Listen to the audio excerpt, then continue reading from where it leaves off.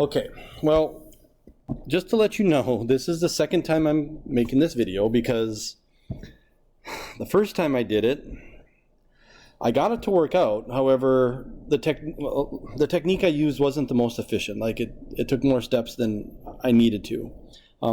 So as you guys are watching this video, you might say, well, that's not what I tried. In fact, what I tried to do was I started with this side and I wrote things in terms of sines and cosines.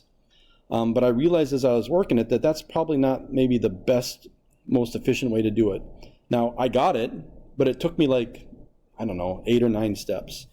This time I'm not going to write it in terms of sines and cosines. And I think I can get it in fewer steps.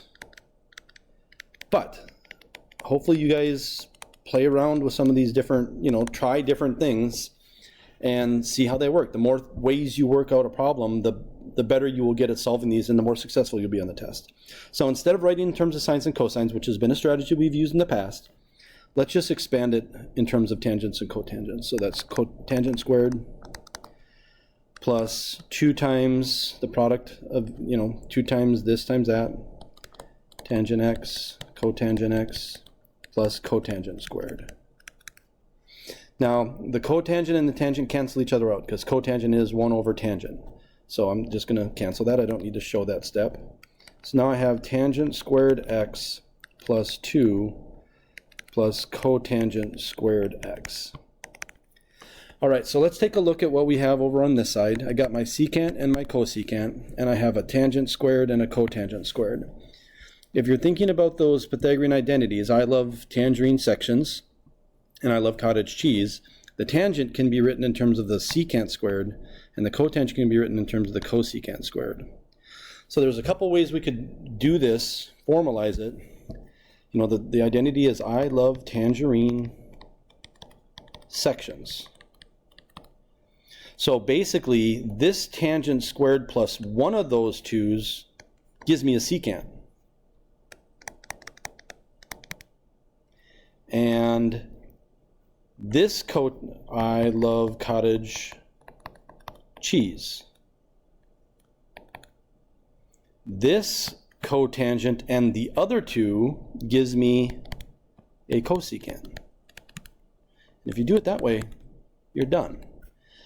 And this is a fine proof. You don't have to show me that, you don't have to write this as 1 over the tangent and tangent. I mean, we all know that they cancel.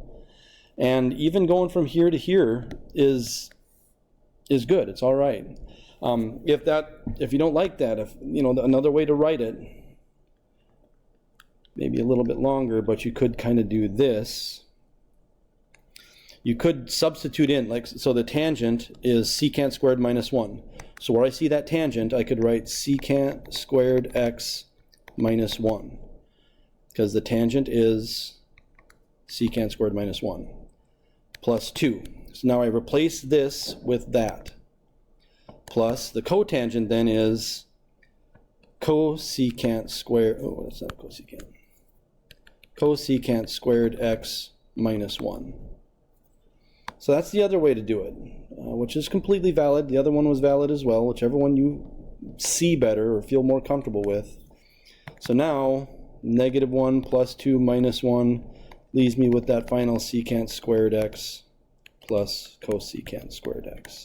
So either way, we get it. And if you do it with sines and cosines, you're going to get it as well, but you're not going to get it in 1, 2, 3, 4 steps or 3 steps. It might take you 6, 7, 8 steps. But if you do it that way and you get it, that's great because it's good practice.